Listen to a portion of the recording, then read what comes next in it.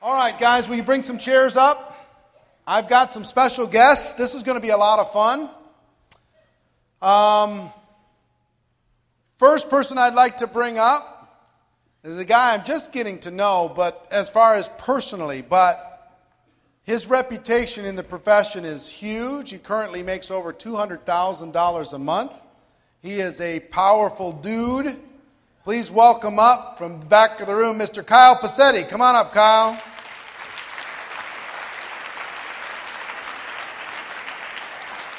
Look at that shirt. Wow. That is a sparkly shirt, man. How are you, brother? Nice to see you. Come on up, have a seat. Next, I'd like to bring up Mr. Robert Hollis. Get up here. Another $1 million a year earner. Do you have pants on? He doesn't have pants. He didn't have pants for our VIP meeting, and he went and bought a pair of pants, and they didn't have them hemmed, so he cut them off with the scissors 30 minutes before the presentation. $1 million a year. What is the deal with the floral shirts? We got the fancy shirt, and we got the Hawaiian shirt. Got to be prepared. Sit down. Next, we're going to bring up my good buddy, Mr. Mike Sims. Come on up, Mike. Another $1 million a year earner.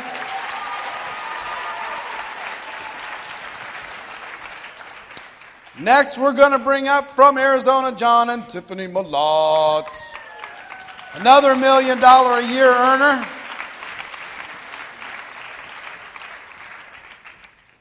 And last but not least, we're bringing up the Denny's. Come on, Denny's, get up here. You don't have to say nothing. You can just sit up here. Oh, she doesn't want to? Chicken. Come on up, Josh. All right.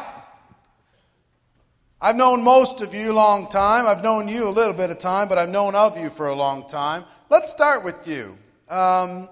Here's what I'm interested in with this group. I mean, literally, how many people would consider it a dream to make over $1 million a year in the network marketing profession? These people all qualify right now, this minute.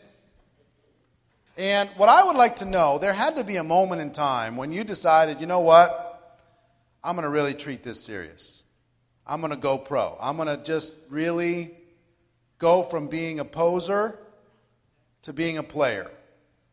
Tell everybody your story about how you got involved in the profession, Kyle, and also, was there that defining moment that made a shift for you where you went from kind of mediocre to exceptional? Yeah, my entry into the industry is not that fun to talk about. A stranger ran into me. I got it, listened to him, got involved. But where it gets really interesting is that defining moment. My first mentor, I was dabbling with it, playing with it. I was a young kid. I was 18 years old. How many of y'all know at 18 nobody listens to you, right? And so I was a young kid. I was struggling, but my mentor said this. He said, if you'll just go do today what others won't, you'll have tomorrow what others can't. I said, really? And he says, yeah, and I bought into it with childlike faith. And I had a little bit of success right after that. And then he told me this. He said, you have got to have a reason, a why, something that just absolutely burns inside you. And I don't know where all y'all came from, but for me, I wasn't raised in wealth, and I wasn't raised in poverty, but I was raised in just getting by. And I knew I didn't want to be average and ordinary. And I wanted more than what I currently had, and I wanted to give my family options, and so that was my passion. And then he told me one other thing that's helped me for the last 24 years in the industry. He said, you have got to have an enemy. And here's where it gets interesting. And your enemy doesn't have to be another network marketing company. As a matter of fact, I encourage you not to be. Right. You have to have an enemy. You have to have something. It might be your naysay negative brother-in-law, but you've got to have something that creates passion, something that causes you to go do what you normally wouldn't do. Yeah. And I think as that began to take place, I realized this was real. I was going to do it, and I put the gas pedal down. That was, it's been 23 years ago when I actually got it, and I never let the gas pedal up since. So you talked about the enemy. It's interesting, this enemy concept. There's a great book called Selling the Dream by Guy Kawasaki. You ever read that book? Haven't read it, but I've heard about it. Yeah, he talks about how to build a cause. He was part of the initial marketing team for Apple way back, and they built a cause and a mission, and it was about defining the enemy, and whether you know you have a cause as if you have an enemy or if you don't. And their cause was against the old big machine and being the rebels and doing all that stuff. And how powerful that was in building community, building everything else. So 23 years ago, you decided to get serious. When did that turn into serious money for you? For me, it was pretty almost immediate because, when you're at that time when I got serious, I was 19. And at 19, it don't take much to turn you on, right? And so, and then by age 22, I had come to the realization that, I was going to live life as a millionaire. And so it happened pretty fast. Wow. But I put my gas pedal down. I think the key to it, and a lot of times when I talk with people, you can't build anything with a stop-start mentality. A lot of people get excited. A lot of you are here at this event today and you're getting great information. Don't leave here excited and start, and the next week let somebody come along and wipe your vision out. Then you got to start over again. You've got to make a decision where you're going, put your gas pedal to the floor, and don't let up till you get there. And if it's 20 years, it's 20 years. Love it. Mr. Hollis, how about you? How did you first get involved in the profession, and what was that moment when you decided to go pro? Well, I had two of them. What happened to me is I did everything that I was told to do. I went to school. When was this? Okay, back when you growing up. I was told to go to, I wasn't smart enough, so I went to a trade school. And I was a mechanic. And so my whole life revolved around being the best mechanic I could be. And a van fell off a hoist and wiped out my knee. It hyperextended it, and I had a doctor in a white coat basically tell me that I couldn't be a mechanic anymore. Well, I was a single father, my son here, Robert Hollis Jr., and I just oh my God, what am I going to do? When was this? I was 26 years old. Okay. And I just wow, how am I going to provide for my son? I was just devastated. And when you do that whole thing where you blame everything but God, and then I got to the point where I even blamed him. And it got to a point where I tell people when you're so far down, then you got to roll over and look up. And I can remember the day of asking for help. If you guys would stop trying to do this on your own and ask for help, you would not believe how fast your upline wants to help you. If they're not there, keep looking up. Keep going up until you find somebody that will help you. But you got to ask for help. And I remember just being on my knees saying, God, man, give me an answer. And you got to be careful when you do that. And a guy called me up and said, everything wrong. Everything wrong. And when you're in the right place at the right time, you just got to keep calling like Todd Falcone did. Because this guy said, hey, Bobby, because I was a mechanic, and not Robert. And he said, listen, he says, have you heard of Amway? And I said, no. And he says, well, it's nothing like that, and it's legal. And I said, I didn't even know what network marketing was. And I said, what are you talking about? And he said, listen, I met this guy. He makes $62,000 a month. I seen his checks, and he's looking for some people. And I said, I'll come pick you up. And I had a cast on my leg, and I went and seen a presentation, just like you seen Eric do. This large group of people came from Herbalife over to NSA Juice Plus. And I sat in that meeting with my arms crossed, and I just went, man, this is my answer. And so I just put my head down and did everything that guy told me to do. Everything you guys are seeing on these boards, in this training, is exactly what I did. And so for me to just put my head down and do exactly what I was told to do, because I wanted to replace an income that I lost as an auto mechanic. It was like, you talk about the hungry situation. Yeah. It was like I did not want to do anything. And he challenged me. Even in that assignment stuff, he looked at me and he said, listen, I put 70 brand new people in front of a presentation in my first 30 days. Let's say you're half of me. I was like, I'm not half of anybody. Got to challenge some people. Yeah. And I said, man, and so I put 72 people in front of the room, and bingo, it's like he did all the work. My first 18 months in this industry, ladies and gentlemen, all I did is fill the seats. Get excited, put people in front of people like Eric, and let them do what they do. And I got pushed in front of the room. You know what I mean? But the second aha moment that I think Eric's going to be surprised about is that mentor sort of had some difficulties legally. And all of a sudden, I'm out there. So I'm with this guy for 7 years. And I'm looking for another mentor. And Roger Penske was my first billionaire mentor. And when I got hurt, then, I found Jim Rowan through audio tapes, and that let me into this industry, so I was preparing myself. And then after Bill Gould, my mentor, my next mentor, and he doesn't even know it, was Eric Worre. Really? Yeah. Way back? And, yeah. Now, I come from a different school where I felt like I couldn't get in front of this guy or even ask him for any help or anything until I proved myself. Oh, that's not true. But I'm telling people not to do that. Yeah. And so I followed him around. I always was the guy in the back, and I was listening, applying everything I was knowing. And as soon as I started getting momentum in that company, it got shut down. And you know which one it was. Yeah. And so, but I've been following you like crazy. And one of my epiphanies of just going, listen, if I can find myself another mentor. And so one of the other aha moments was one day that I'd be on stage with you. And I still don't feel like I deserve it. Something? Yeah. So I got a little gift for you. What's this? Because I just believe in what you guys are doing. Blessed to be a blessing. Thank you very much, man. Yeah. So that's for the charity, and I appreciate you very much. Oh, unbelievable. $5,000 for the charity, guys. Thank you. Wow.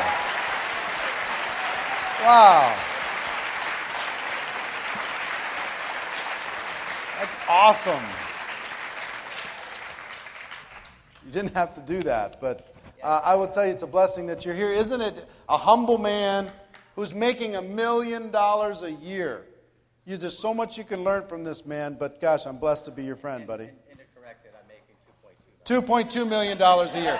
I'm just saying $1 million plus. Okay. 2.2, and I know you are too. I'm just saying 7 figures. Let's not get touchy, okay? Come on.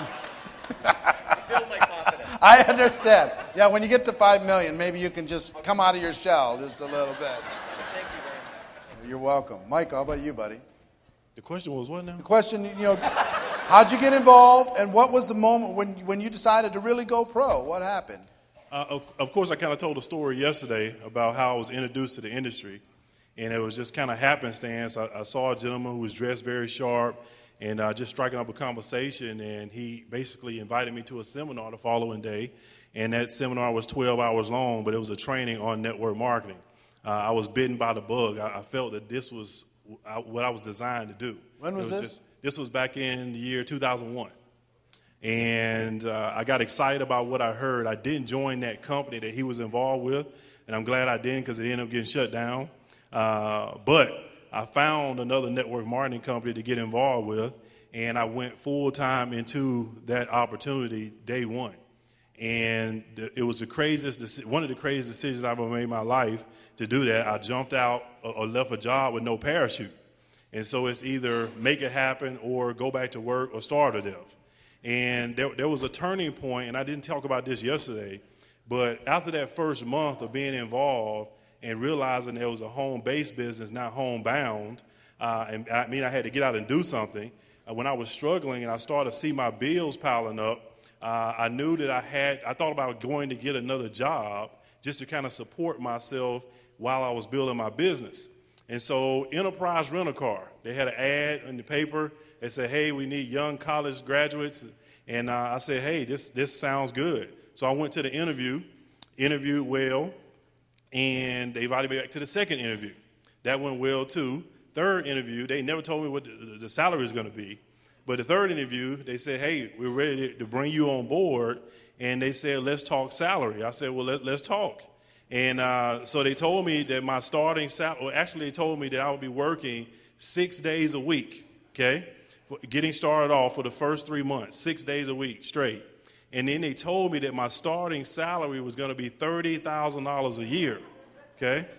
And I'd already walked away from a job making $60,000. And so when he said that, he said, well, are you ready to get started?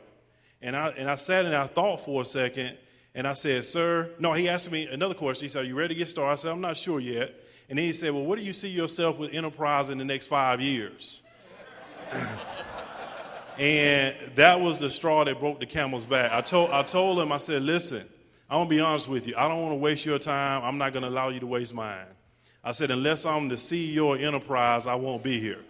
but this is exactly what I needed, or kind of a wake-up call that I needed to let me know that I need to go put more time into my business and figure it out, because I know people and have seen people earning $30,000 a month, and $30,000 a year is just not going to cut it.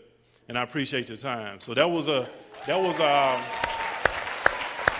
of a wake-up call for me. And so, getting involved in the business, being introduced to you and following your trainings, and then, of course, understanding, too, something that you said was very powerful years ago. You said the most successful people in network marketing have a sponsor that doesn't do much for them. And that just kind of resonated with me, because I was looking for help, instead of understanding that I got into business for my reasons why, and I'd already gotten the help by being introduced to the opportunity. It's now up to me to figure out what I have to do to make it work. And so when you said that, I said, man, I'm going to seek out the mentorship, the training, everything I need to be able to make it happen, because this is my opportunity, and my success or failure won't be dependent upon Eric Worre, won't be dependent upon my sponsor. It'll be dependent upon what I do and how serious I take the opportunity. So that's just, that was the wake-up call for me, is that interview at Enterprise. And it's just been an incredible ride ever since. And I just want everybody to understand, especially a lot of the younger people in the room, because a lot of you have come up to me and said, hey, you're in your 20s or whatever. I've grown up in network marketing. 22 years old when I got started, 35 years old now.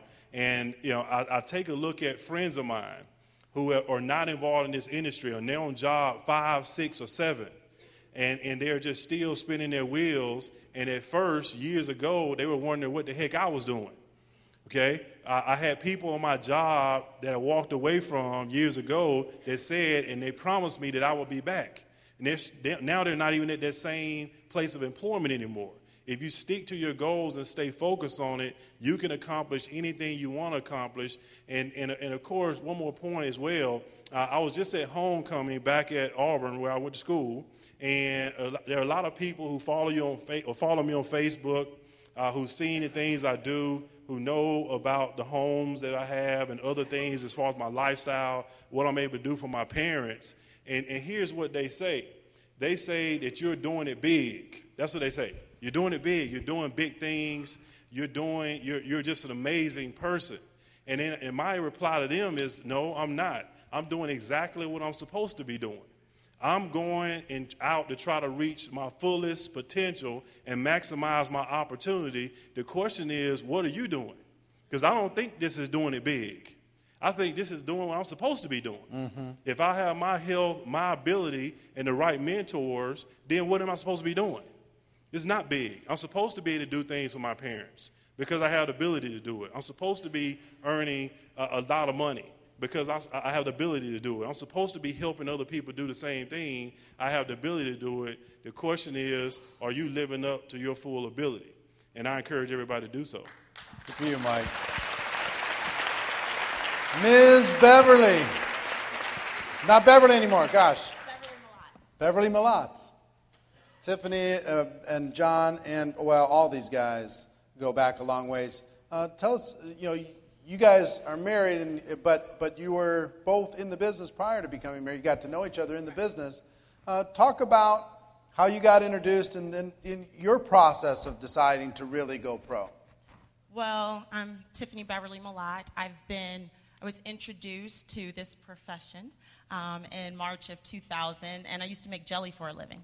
I literally worked 6-7 nights a week, 10-12 hours a night, making jelly at the J.M. Smucker Company.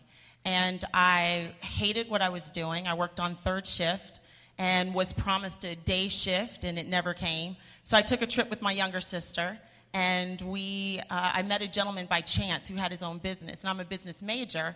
So anyone who has their own business, of course, I'm excited, I'm intrigued, I have questions, and this time was no different. And I asked him what he did, and he told me he would send me information.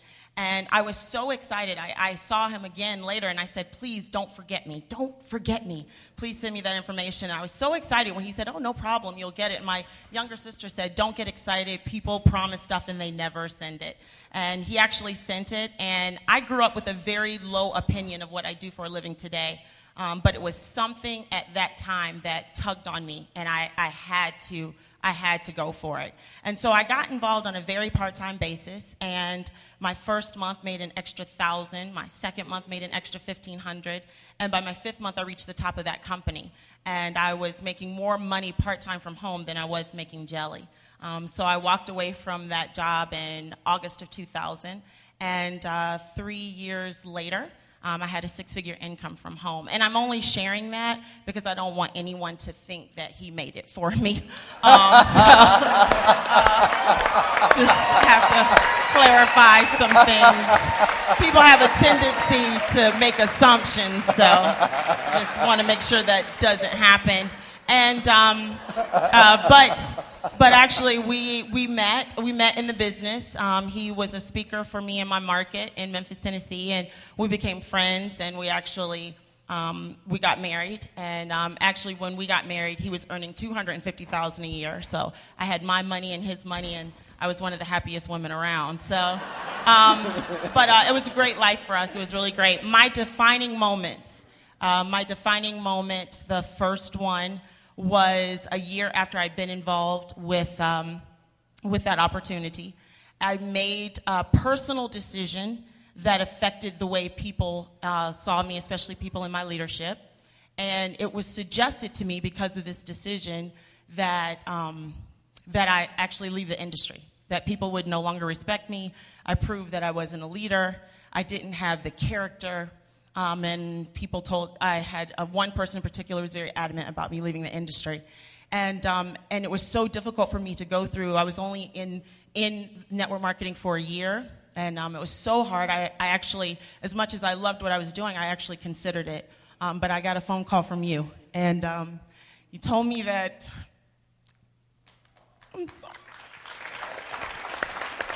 You told me that, don't believe what anyone else said, and that what you saw in me was greater than what they didn't see, and that one day I would definitely impact this industry. And it was that day that I told everyone to go to hell, and I've been doing my thing for a dozen years. My second defining moment was I made another personal decision about 18 months ago that a lot of people that I love and trusted didn't agree with.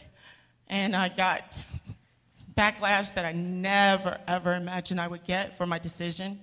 My best friend at the time told me that she felt sorry for my daughter, that I obviously didn't care about her to make a decision that would affect her life that way.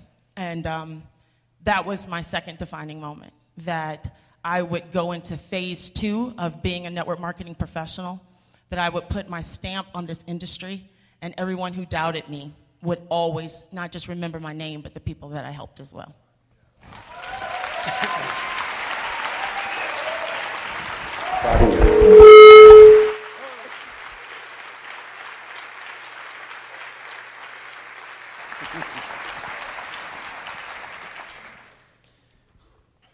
I got the best end of that deal, by the way. And I always say it that the best gift that I ever gave my children was Tiffaney, by far. An amazing, strong woman of character and integrity and unshakable. And the kind of role model, the kind of example that young women, I believe, really desperately need in our society. So anyhow, how I got involved in the industry, I was a mess, man. I was in bad shape. I as a young person, I was way off track. Had first felony at 15 years old. I spent a lot of time as a young person locked up. 17 years old, had a heart attack from smoking cocaine. Of course, I never finished high school. And it's interesting, though, because a lot of the things that happened that seemed so terrible at the time, now looking back at my age, I realized they were blessings. They really were the reason why I'm here today. But back then, I found myself in a drug rehabilitation program, and there was people in there, and you hear it all the time. People, there are people that saw more in me than I saw in myself, and they started to turn me on to information. I didn't know there was a world outside this little neighborhood that I grew up in, and they started to show me there was this much bigger world than this limited place that I called home. And they gave me books. That's where my first adventure into personal development happened, was in a drug rehabilitation facility. And I started to really search for that type of information for personal development. It led me to a seminar. And at that seminar on the back, there was a table that was set up, and there was a newspaper called Healthy, Wealthy, and Wise. And it turned out it was Eric's company, TPN. Wow. And inside that newspaper, there was a flyer, had a guy's name on it, and he said, how would you like to get this information pumped into your house or whatever? And I called, and long story longer, my first adventure into network marketing was in the People's Network. And I didn't do anything. I tried, I worked, but I was such a mess. I was so far behind. I had burned so many bridges. I had killed so many relationships that nobody wanted to hear from me. I was young. I'm rolling up in my two-tone Pontiac 2000, one-tone rust, one-tone dirt. People didn't think I was going to lead them to freedom. Matter of fact, I don't think any of you guys thought I was going to go very far. I couldn't speak back then without cuss words flying out. I tried to catch them. It was already too late. They were out. I looked a mess. I felt. It was bad. I remember that little group, the gang, the whole gang. Yes. The little gang members. Yeah. Milwaukee, Chicago. Latin kings and vice lords. Yeah. that were part of the group. Hey, we're going to make this thing happen. It's like, okay. Don't make them mad. It's just like. We thought TPN stood for the Party Network. And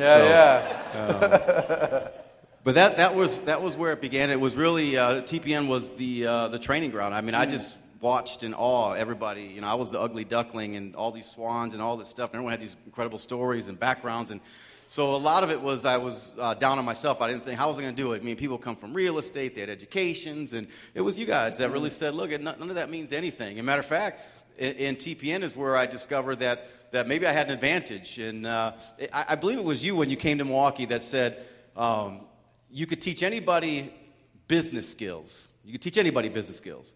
But you can't teach anybody street smarts. Right.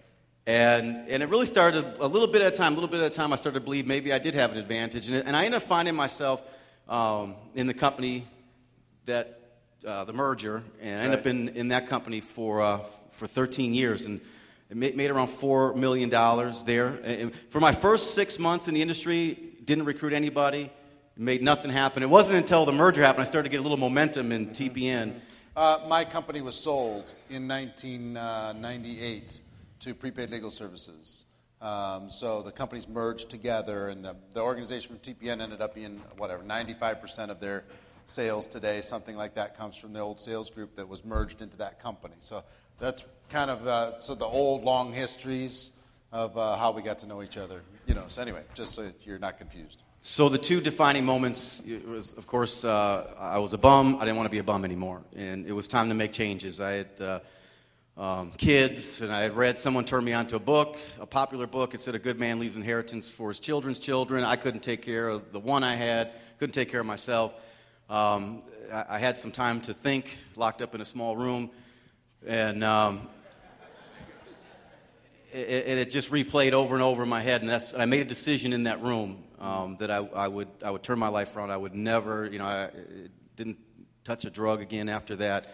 And then, so that was a big defining moment. I made a decision that it was going to happen one way or the other. I would die trying. And then the other, we got to a point, we got a lot of accolades in that company, and did what I think only about 20 people ever did there. And things shifted, changed, and it just didn't feel like home for us anymore. And we made a very difficult decision that, of course, the backlash was crazy, unbelievable, incredible. Even before we announced where we were going or anything else, we were the traders of the, anyhow. And so that was just like Tiffaney. It was a day that we made a decision because they said all kinds of things. They called me a quitter. And you know what? And I said, yes, I am a quitter. I quit doing drugs. I quit smoking. I quit hurting people. I quit lying. I quit making excuses. Now I quit apologizing for who we are and what we've become. And the biggest thing, besides making the kind of money, it's crazy. Last week, we made $40,000 last week during, Thanksgiving, which a lot of people were struggling. in the industry during that week, and we had almost a $40,000 week. And I'm so blessed and so blown away by what's happened. But that's not the story. It's how many people, because they said, oh yeah, John and Tiffaney will be successful, but watch what happens to their people. I mean, I don't know, 15 six-figure income earners in 16 months.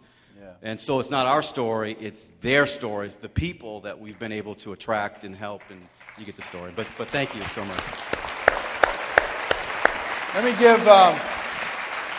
before I have Josh talk, I do want to say something. There's something that happens in our profession. I want to give you a little editorial. The company that they left is a fine company.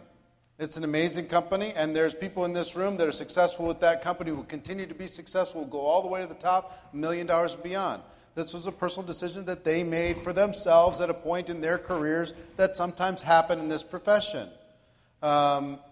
Most of these people aren't at the first company that they joined. Or, how many companies have you been involved with? 7. 14. 3. 2. 3. So there are things that happen. 3 or 4, whatever. There are things that happen from time to time. But as professionals, there's ebbs and flows in our profession, and there's situations that happen, and there's political things that happen, there's emotional things that happen, and those things are natural. It's just no different sometimes than the person who was a hero on the local sports team gets traded to another sports team, and now they're booed every day in the stadium that they come back to. You know what I mean? So it's emotional, it's hard sometimes, but I just want you to know that there's no good or bad with any of these different opportunities.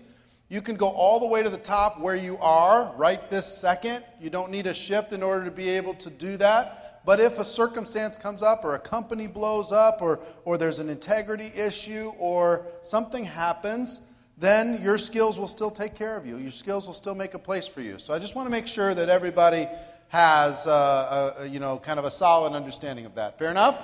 All right, good. Josh.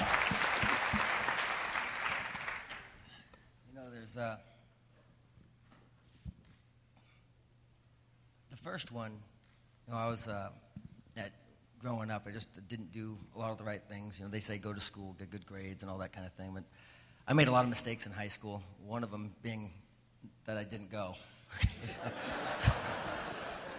If you don't go, you don't graduate.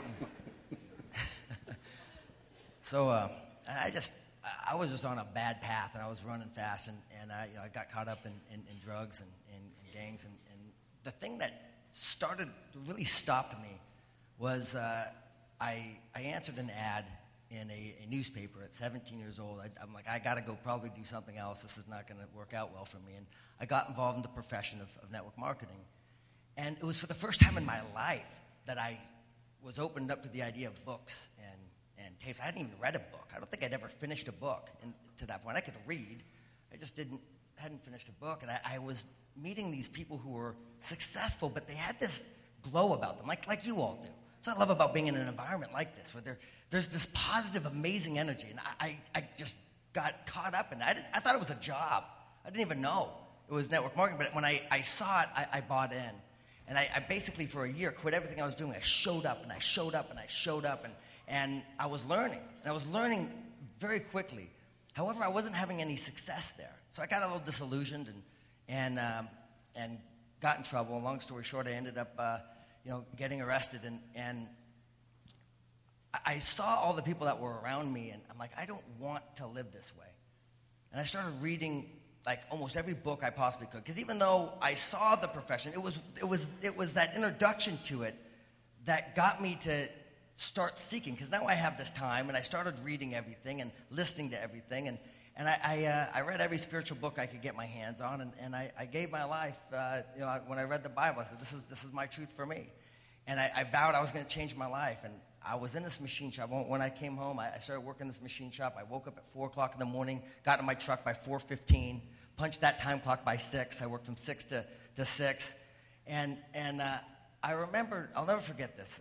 I had been introduced to another company. and I was sweeping this floor in this machine shop. And I remember looking up at God going, is this it? This can't be it. This can't be it. I wasn't made for this. And I just felt that. I know you've all felt that. That's why you're here. And that was a defining moment. That I'm going to take this profession serious, and I'm going to learn it. And of course, it paid off. It was a lot of work. It's amazing because Eric was one of my first mentors. Just listening to him, and it's all this training. I'm just going, man, this is amazing stuff. And after years of practice, I'm looking at it going, man, it's almost second nature now. Mm-hmm. It's so second nature. And I remember being brand new on it, looking like people were wizards. Like people on stage were like magicians. Like Gandalf's up there looking at them like, dude. It was the coolest thing in the world. But over time, over practice, study, practice, teach, it starts to incorporate every cell of your body. And, the other defining moment was I couldn't, there was just, for me, I just felt like I couldn't lead people to victory. I was making a tremendous amount of money. And for me, for whatever reason, I lost belief. And I couldn't do something I didn't believe in for me. And I decided to make a decision to go and to leave and do something different with my life in the profession. And things were just not working out. I left, and I think for whatever reason that company thought I was a threat, and so they shut my income off. And that was crazy, because after a decade, I didn't expect that. There's all sorts of things happening. I said, okay, that's okay. I'll just get it right back. I'll go. And I started getting disillusioned. And the next defining moment is when I met with Eric, and I'm like, dude, teach me, man. Like, what's going on? Because I understood how to build a distribution network, but I didn't understand the profession. I didn't understand it. I didn't know why. And Eric really helped me with love and with compassion. And I found out, we're ambassadors to this profession, ladies and gentlemen. So, when I remember when people come in and out of an organization, you love them in, love them out. Just love them. If we say we're going to bring someone into this profession and we get into their mind space and we find out what they want, we truly do.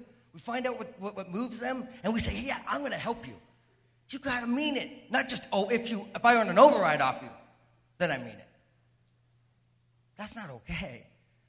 And I realized it's just like, you got to love these people no matter what. And I found that compassion with Eric. He's like, look, man, this is the profession. You love people. Why are you going after this? To help people win. To help people really accomplish their goals and their dreams no matter what. Whether it's with you or it's with someone else. I felt the same compassion with Robert Hollis. Him and I working, and I met with him, and he's like, look, this is it. Love me in, love me out.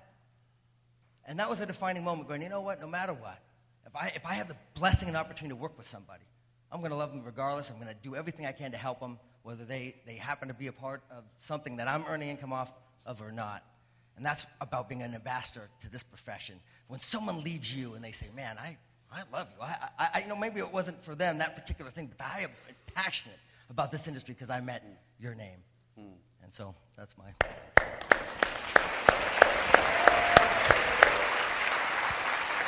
All right. Well, I got to give you, I do have to make a clarification. It's not a requirement for you to be arrested in order to earn $1 million a year in network marketing. It does encourage defining moments, but you don't have to.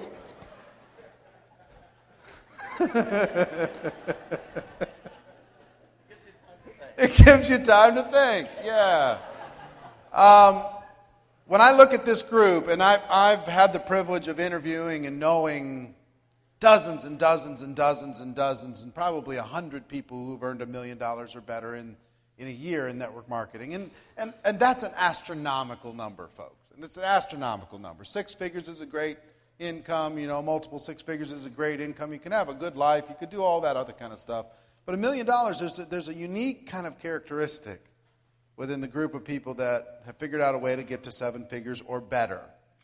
And I will tell you what I know about this group, and then I'm going to ask each of you what you think are the characteristics of the high earners that you've known and had the privilege maybe to work with, watch, be mentored by. What are the characteristics of a high income earner, and what makes you and them different from someone who struggles at sub 6 figures. You know, what's the difference between those higher people and I'll give you a couple that I know about all of you.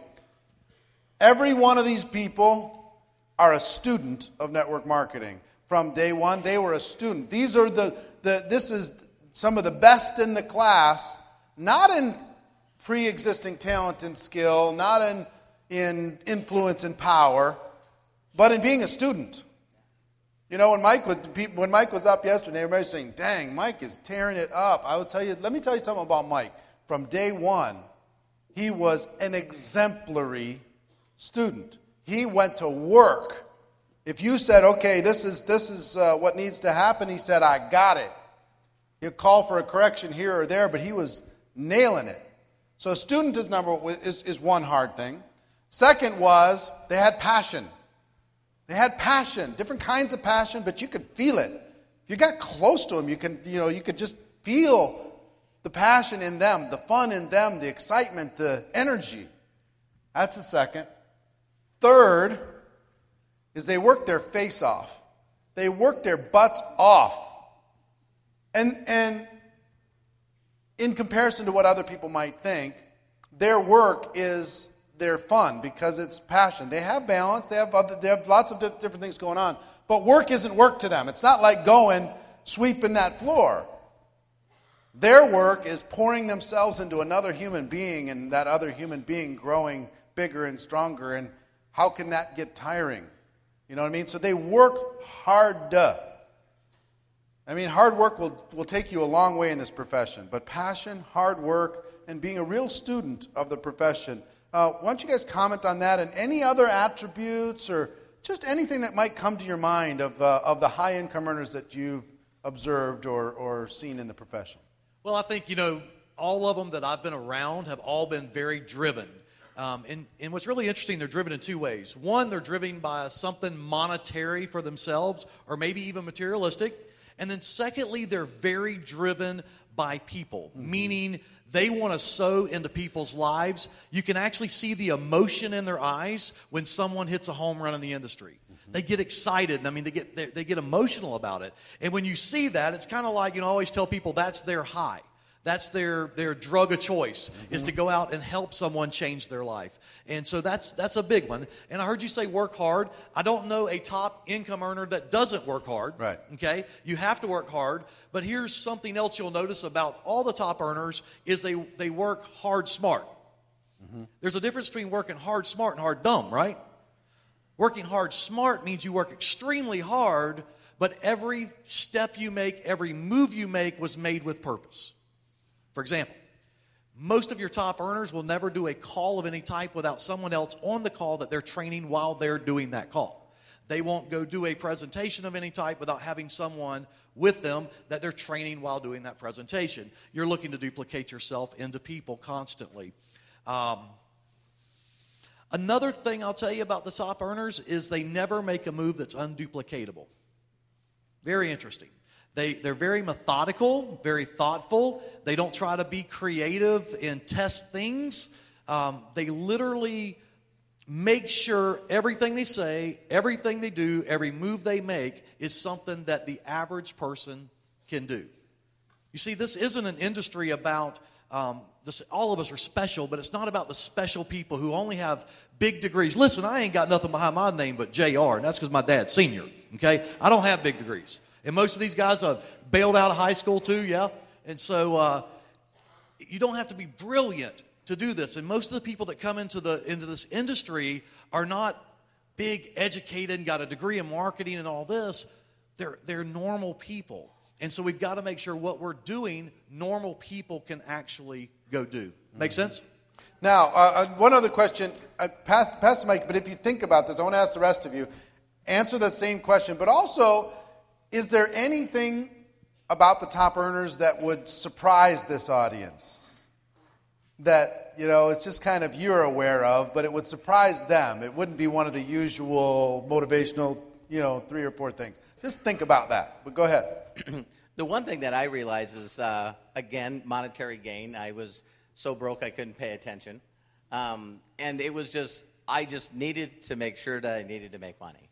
And so it was very obvious to me that I thought it was cool that I could put everyone I knew in front of people like you, and you would do everything for me. I just thought it was hilarious that other people didn't get this.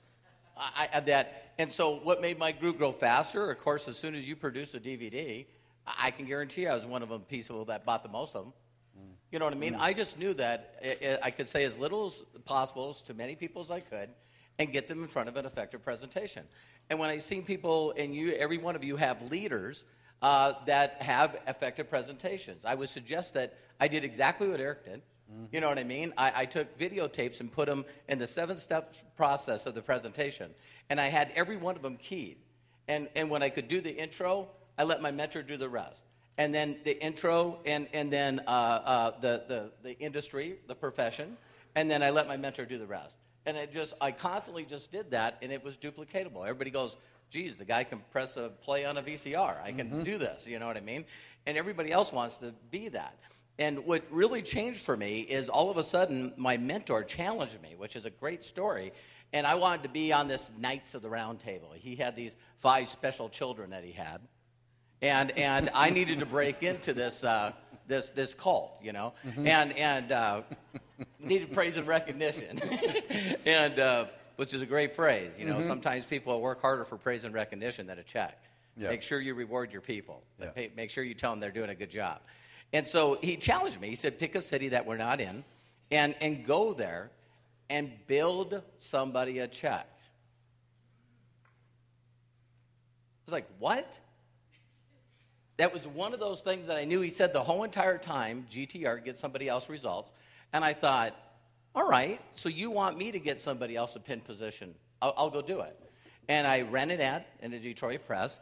And this girl came in, and one of the keys is people that won't close people. And I just figured out this thing that I tell people, they said, well, she said, I don't have any money. And I said, well, what if I could show you this business works without you investing a dime? And I said, all I need is you have assets, and that's people. Did I share with you a great presentation? She says, I see it. Do you think that others would? Yeah. And I don't wait for people to call their people. I call their top 5 people, me. I'm doing it. I'm getting them a check. I'm better on the phone than they are, and I'm not scared. So that's how, when I said my numbers, I drive deep very, very fast. I'm looking for a player, and sometimes it's 4 or 5 levels deep. And you better do this fast. The clock is clicking. And so she brings in her boyfriend, and he brings in his twin brother. And I moved into their apartment, and I built them a check. I drove them to the top of that company as fast as I could. And I showed him exactly what I did, exactly the stuff that you seen Eric share. It's amazing watching Eric go through this stuff and go, my God, this is the same stuff 20 plus years ago. Why would you do something different if this works? That works. You know, so look at all the people in the room that are listening to this stuff, and I think some of the people that have been around Eric a long time goes, is he just going to keep teaching the same stuff? As long as everyone in this room is not multimillionaires, we'll just keep teaching the same stuff. Yeah. You got it. And I drove those 2 people to the top of the comp plan, and then we had a company switch, and we made a decision to leave that company. When I hear the stories of these people here, man, I love you and I support you. There's nothing better than making a good decision for you. Yeah. And so me and those 2 identical twins decided to start a small company called ACN. And that's been going for over 20 years. And so if you take personal time to help somebody get results and keep building them, it's amazing because I don't have a clue how many people ACN's touched in the last 20 years. And it's because I ran an ad, and I took the time to move into an apartment with 2 twins and show them how to do what Eric showed you to do today. Awesome. So help other people. Jim Rowan said, in closing with that, is I remember, you know, you hear these statements, you know, and they don't click, but I promise you, if you keep studying, they'll click. And I remember listening to a Jim Rowan deal, and he said, you know, God rest his soul, what a great man, what a great philosopher. And I love to share the story that you shared. If he had videos of everything he did online. And that's why Eric got motivated to do what he did, and it inspired me to do the same thing. I have over 200 hours of free training online. Yep. And that's what I love to do. And so, just Google Robert Hollis. but the whole point is you inspired me to do that. Awesome. And it was because of something that Jim Rowan said. And Jim Rowan said, listen, when people tell their testimonial or write their testimonial, if your name shows up in it, When you hear someone tell their testimonial, or they're sharing their testimonial, and your name pops up. So now I have testimonials of my 30 and my 20-year-old. And that's when you know you're starting to figure this out, is when you can get your children successful. Yeah. And if you can't, don't be too disappointed. And let me it's share okay. the secret. Hey, let me share the secret on how you do it. I showed up in La Jolla a couple weekends ago. Eric's looking at me like, what are you doing here? And I said, expert from afar. I'm putting my sons in front of a trainer I trust. Awesome. Because they'll listen to him. They won't listen to me. All right, Mike Sims. One of the characteristics of top earners that I think, and I guess I'm speaking on behalf of myself, I don't know what everybody else thinks, but when you get to a certain point, it's not even about the money anymore. Because I find now, even at 35, the older I get, the less and less stuff is really, really important. I mean, once you do the cars and the homes and things of that nature, I mean, there's other things that are more important, and it's all about helping other people. I know how this industry has blessed my life from a financial standpoint and what I've been able to do for my family, that it's not even about the money. It's about wishing that for everybody else. And so that's one, because a lot of people think that, hey, when you get to the millions of dollars in income, it's just all materialistic. I mean, after so many things, I mean, what else can you do? Unless you get $1 billion, then, of course, we can really do some stuff. But anyway, but a couple of things. Gentleman to the far right mentioned a lot of words, and I'll give you 4 words that you must have in your vocabulary, in your being, to be successful in this industry. Number 1, inspire. That's my favorite word in the dictionary. And, of course, breaking that word down, inspire means breath. And, of course, you want to be an inspiration to everyone that you come in contact with. This is serious business when you have this microphone in your hand and other people listening to you. So when people see you coming, are they excited to see you coming because you're going to inspire them, or are they running away because they're afraid that you're going to expire them? Okay? Expire is to take breath out, kill them. Okay? And so even with your prospects, people want to join people who they are inspired by. And so you must be an inspiration to other people if you want to be a great leader in this industry, if you want to be a great leader in anything. Your household, whatever it is, you got to breathe life into everybody around you. You never want to be someone who takes life out of people. Once you do that, people will follow you to the ends of the earth. It don't matter what the product is. It matters, but it doesn't matter that much. People will follow you, and you'll go out and be able to build a big business if you learn how to inspire people. 3 other words. Passion. That was mentioned already. Passion is so important because passion is what people see based upon your activity, and you don't even have to say anything, and people know that you're passionate about it. It's how you say things, and people can feel you're passionate about it. It's anybody can get up here and say anything. When I sit next to Robert Hollis, it makes me want to just pick up the phone and call him when I leave here this weekend and make sure he's one of the people in my 5, because I know he's passionate. So the passion is something that you got to have. Matter of fact, that word broken down means pass it on. You're passing on everything that's in you into somebody else. So passion is very, very important. Next is enthusiasm. We're all excited about what we do every single day. You got to be enthusiastic about it. You can't expect other people to get excited if you're not excited. If you're not enthusiastic, people around you won't be enthusiastic. If you don't wake up every day with your blood boiling, excited about what's going to happen for that day, the ups or the downs, people will not join your business, and people won't believe in you. Even people in your organization, they will stop believing in your ability to lead them if you don't stay enthusiastic, no matter what happens. Company has an issue, the company will fix the issue. You just can't let your enthusiasm die, because as soon as that dies, it's over. It is over. You might want to find something else to do, because this profession is not for you. It just won't work. Won't work at all. Last word is conviction. We know without a doubt that we were going to be successful when we signed the dotted line. We do it. I knew it.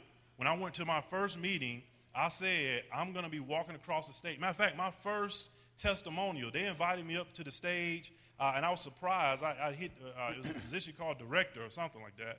And they said, hey, we want you to come up and give a testimonial. I didn't even really know what to say, but here was my testimonial. It was in Atlanta, Georgia, at the Waverly Hotel.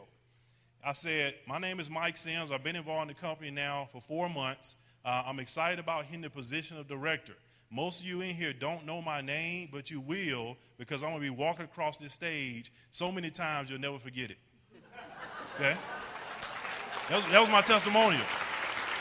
Conviction. I didn't have any doubt about it. I had no doubt whatsoever that I was going to be one of the major players in this industry, and then it was validated by people like Eric Ward, by other leaders. I listened to Beverly-Malott and John Malott in the past as well, and was inspired by them. I knew it without a shadow of a doubt, and if you have any ounce of doubt, you're out. You won't be successful, and people won't buy into you because they don't feel like they can count on you because you're too weak. Because they don't think that you're in the deal totally yet. Matter of fact, if we think about conviction and we think about our court system, okay, if someone is going to be convicted of a crime, these guys can tell you about that. But if somebody is going to be convicted of a crime, if somebody's going to be convicted of a crime, in most cases you have to be convicted beyond a reasonable doubt. Okay? So if the FBI right now, they came in here and they took all of us to jail. They incarcerated us and said, okay, trial one by one. Let's see who in this room is guilty of being a network marketing professional. Would you be convicted beyond a reasonable doubt? See, me and everybody else up on this stage and the other top earners in this room, they'll be guilty because here's how it'll go. They'll put Robert Hollis or anybody else on this stage on the witness stand, and they'll say, hey, this is what we got on him. We've got him, we got recordings of him on the phone 2 or 3 times a week. 2 or 3 times a week, leading other people into this profession. Okay? He's got stuff in his car. Okay? We found evidence on him, on his person, that he is a member of this profession. Okay? We got all kinds. He's traveling to events. He's going all around the world. We've been watching him, his every move. There's no doubt about it. Matter of fact, with the best thing you can have in a court of law, if you're trying to convict somebody, is eyewitnesses. He's got a lot of eyewitnesses. And we got a lot of eyewitnesses that he's a member of this profession. Now, if you put somebody else who's undecided on the witness stand, they say, hey, we got them on one call, or actually, we found them at this event, but they just in the wrong place at the wrong time. Okay? Because when they go home, we have no call logs, nothing. They've never been to another event. Their family doesn't know they're in it. No, right. Exactly. No eyewitnesses whatsoever. No nothing. So nobody even knows that you're in this profession. There's nothing wrong with being a network marketing professional, and if you understand the power, inspiration, passion, conviction, and enthusiasm, your whole life can change because of this profession. And I just wish that for everybody. I mean, people just don't understand how good it is to be able to do this on a daily basis. All right, Tiffany. And we've been really good on time all weekend. We're going to go about 10 minutes after 5, but we'll start the evening session at 10 minutes after 7. We'll give you a full 2 hours during the evening break, but I want you to be able to hear this from everybody, okay? Is that worthwhile? All right, fantastic. For me, what I think all successful people in network marketing have in common, it's a few things. I think the first thing we have to look at is that they are successful, and they're different types of people. When we say successful, we're probably talking about people who are top income earners, who make a lot of money. And the first thing is they are attractive. And it doesn't mean they're physically attractive. It means that they are attractive where they can attract and draw people to them. And that's very important. And they may not attract you, but they're attracting other people. They're attracting somebody. Because there are people in this profession that would never attract me. I could not be around them, but they are attracting someone. And they are working on being attractive. So they are attractive, which makes them leaders, and people are following them. So I'm going to go strictly technical on you, and I'm not going to do the motivational speech. I'm going to do strictly technical because it's important that you understand. Because for me, for the years that I was in this, I would look at some people and be like, I can't even believe people are following them, right? It's true. I know some of you are thinking it. Some of you are thinking about some of the people up here, right? And no, I'm just kidding. But no, really, because I know we asked ourselves that, and you're sitting there and you know you're attractive, you speak well, you're articulate, you've done that, and you're asking yourself, how is it them and how is it not me? Because I asked myself, and maybe you didn't ask, but some of you did. I mean, would you guys be honest and ask, how are some of these people making the money and why am I not? These people are attractive, and they are attractive to the people they are attracting people. And you have to understand that successful people attract people. Now, they attract people who are like them, and they work on being attractive. The second thing is they are solution-oriented. They are professional problem solvers. And what you have to understand is the reason why they're successful is because they are hit with problems every single day. Personal problems, problems in their business, problems in their lives, problems with their team, problems with getting a venue, with the comp plan, but they always solve the problem. And that is what successful people do. The reason why a lot of people are unsuccessful is because they get a problem and they fall apart. They fall apart and they don't solve the problem, and they never learn to teach others to solve a problem. So I personally believe they're attractive and they're professional problem solvers. They're solution oriented. The third thing is they aren't blamers. They never blame anybody. They take nothing but responsibility for themselves. It's always them. And it could not be them, but they will take responsibility because even if it wasn't their fault, they realize there's probably something they could do better to make sure it didn't happen or it happens better the next time. So they completely take responsibility. They are not blamers and complainers and moochers and looters. They are definitely, they take responsibility. And, the fourth and final thing is I think they just don't give a damn what anybody else thinks. I really do. I think they get to a point, and that's what successful people do. They just don't care anymore.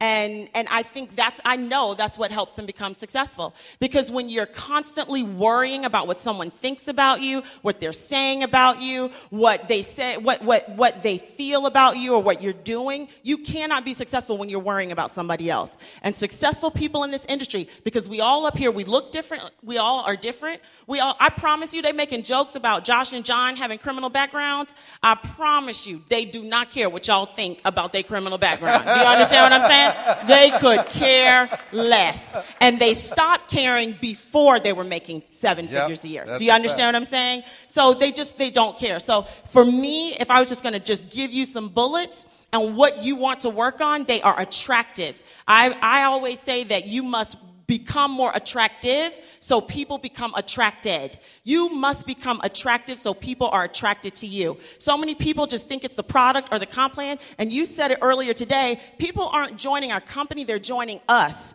They're joining us. I promise you that. And that's why there's some people who others look at and they think they're an inferior deal or an inferior company with an inferior comp plan or a silly product, but they got a massive organization. It's because they are attractive people. And those people are attracted to them regardless of the comp plan, regardless of the product or service. They are attractive. So you, number one, have to become attractive. You have to stop blaming. You have to become professional problem solvers. And you just got to stop caring what anybody else has to say about you.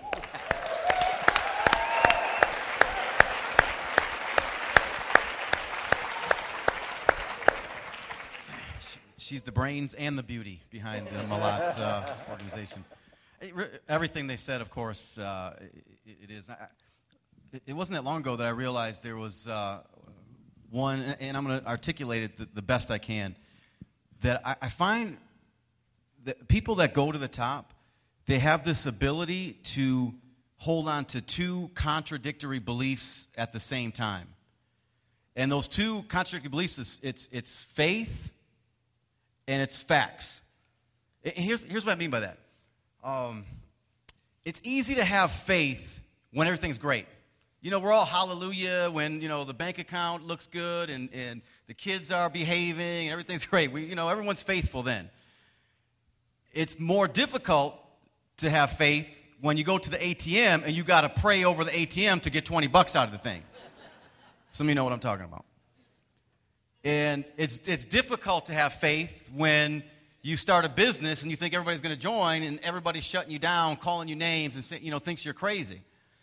So what I found is that the most successful people are able to hold on to these two beliefs. Here, and for me, I see it now. Again, it's easy to see it from this vantage point, but it was difficult to see it when I was going through. But I realize now the reason we got through so many things is because, first off, the fact was, yes, I didn't have a high school education, but I had the faith that one day I would be educated. I would get my education in this industry. The fact was, yes, I was a drug addict who had a heart attack from smoking cocaine, but I had faith that one day I would save other people. I'd help other people to not go through the same things that I went through.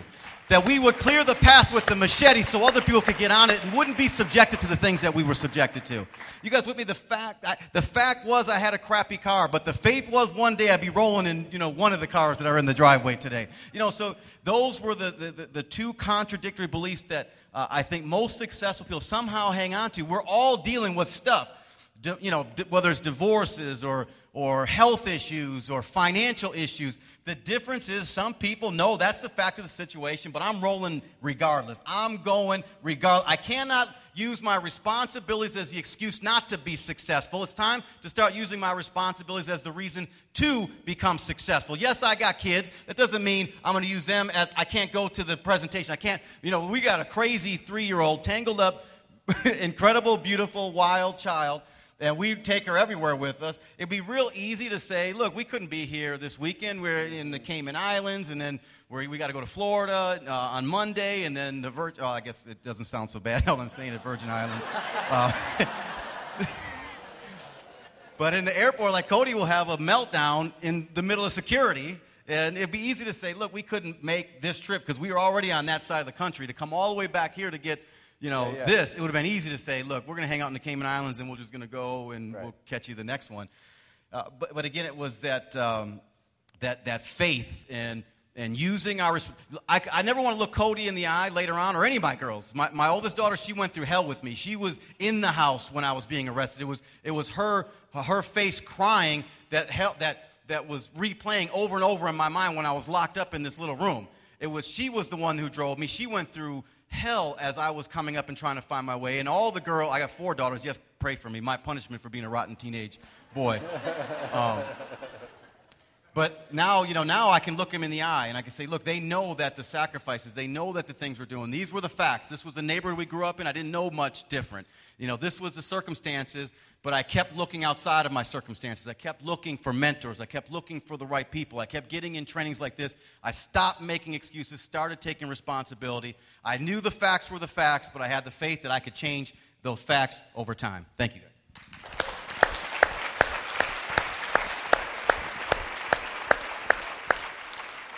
2 quick things. One is, and everyone set it up here, but they visualize where they're going to be. It's so important. I can just tell you where my wife and I were 16 months ago. 16 months ago, we were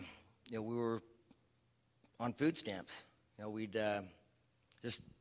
was not a good experience. I was getting evicted out of my place. I had no money. Nothing left. My last car I was hiding because it was about to get repossessed. I'd sold my watches. I'd sold all my stuff. My wife had sold her wedding ring to pay rent. And, at the time she was pregnant with our second daughter, and our oldest daughter was just about 1 year old. And here's the thing. It's like I didn't, for a moment, let that mess with my head. And I thank God that my wife was with me the whole time with that whole situation. It's like, look, we're getting kicked out on the street. It's like, all right, well, we're going to start living in a motel while we're building a business. We're just going to maintain it. We're going to keep going. And I actually did a recording of this. I videoed it when I was sitting in my car that was about to get taken. My actual cell phone was actually off at the time. It's all I had left. And when you're in that position, it's the only thing that you want to maintain is the cell phone, because that's your access. But I heard Eric say, it's like, look, if you can't defend it, promote it. I promote it. I said, look, this is where I'm at right now, but this is where I'm going. And I went that with everyone. I just went with fever, all the stuff that you learned this week, and that was it. Visualized it, and where I'm going to be. That's what you need to do. Visualize it. See the end result. See where you're going. The second thing is get people better than you. The best person, and I think my best victory in this profession is my wife. I've definitely recruited up in that category in a major way, because she stuck with me that whole time. Wedding ring, no problem. What you want to go, we live in a motel, no problem. Let's just do it. Let's do it. And recruit up. I mean, there's just so many people that are better than me in this business that I just went to with fever. Just check this out and got out of the way and followed the process. I mean, being around John and Tiffany is amazing. I mean, they're always thinking about the future. They're always creating it. They're solid about making certain that everyone's taken care of. They care about their people. They care about the future for everyone who comes in the organization. So being around them is amazing. And just, if you're worried about people, there's so many other people out there. Just go after them. Go after the people that hey, you think they're the most successful people. They're the most influential people. Don't be afraid. Use the skills you learned and the information you got from this amazing event, and just apply it. And keep applying it. Keep applying it. Keep applying it with faith and with conviction, and understanding that where you want to go, what you see in your mind will become your reality very soon. I'm looking forward to your success. Thank you. Thank you. All right. Yeah, go ahead. As I heard all these leaders talking, there was one that really came to me, because as I was telling Eric that, I want each and every one of you to know that if you feel like you're not worthy, that usually hardly ever goes away. You just got to learn to do it anyway. Mm. And because when I find leaders, it's funny, because now that I'm teaching people how to do videos, and I remember with Eric first put up Network Marketing Pro, and I had two thoughts simultaneously, is I can't believe someone beat me to it. But then I used it as inspiration that if he could do it, I could do it. Yeah, a lot of people. And I guarantee you, every level that you step up in your life, you go through all the weird feelings again. And I've been so blessed to do so well financially that I got a great salesperson in my life, my wife. And she said, when we moved to California, we always wanted to live in Newport Coast. It's where Vanessa Bryant lives. Mm-hmm. And yeah, he visits now. And these are the most exclusive homes of Pelican Hill. And my wife said, you told me if I sacrificed, we'd get a home here. And we have a home there. Mm. And it looks over the whole ocean. It's beautiful. Joss has been there. And my wife, I did that because my wife put up with a lot of stuff. And as soon as I moved there, they give me this, exclusive thing to go to the Pelican Hill stuff. And I'm a network marketing professional. But these people make a lot of money. And right away, I had to deal with that all over again. Mm. And because I put myself around a bunch of people that make me look like I'm not making any money. Mm-hmm. I'm making good money. And it's like ridiculous of the homes there. Mm-hmm. And so I remember going into the restaurant one time, and I don't know what it was. I just had to get over it. And this guy looked at me right in the face, and he says, what do you do? I see you around here all the time. And I said, well, you ever heard of those pyramid things? And he said, yeah. And I said, you ever hear the guy at the top makes all the money? And he goes, yeah. I go, I'm that guy.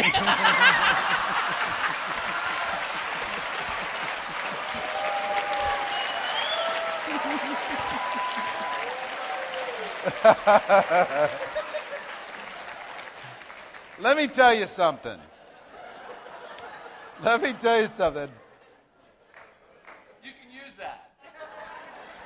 As you grow in this profession, one of my greatest joys is high-level friends in other companies.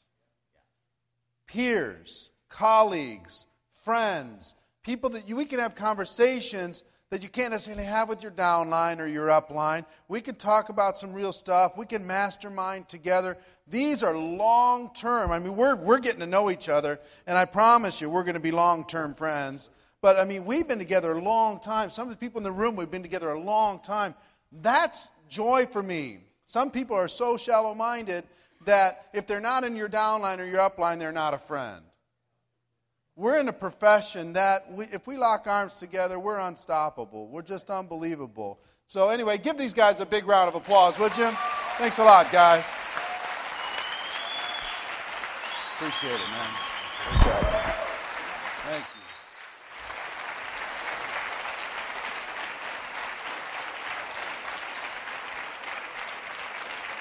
All right, sit down for just one moment, one quick moment. I've got one quick thing. We're going to end this session at 5:15. We're going to come back with Nick Sarnicola and the evening session at 7:15. It's a shorter session tonight, 2-hour session tonight. Very powerful session tonight. Make sure you're back on time. But before I do that, Ace Fair, come here. Ace Fair, come here. Come here.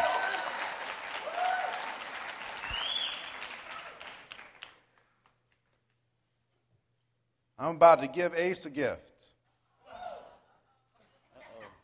Here's the gift. This guy's a 6-figure earner in network marketing. We've been friends a long time. It's time for you to stop being a 6-figure earner. You're more powerful than that. He went through some big difficulties this last year. Lost his father. Thanks, man. And I see $1 million earner in this guy. You ready? Yeah, man. Yeah, man.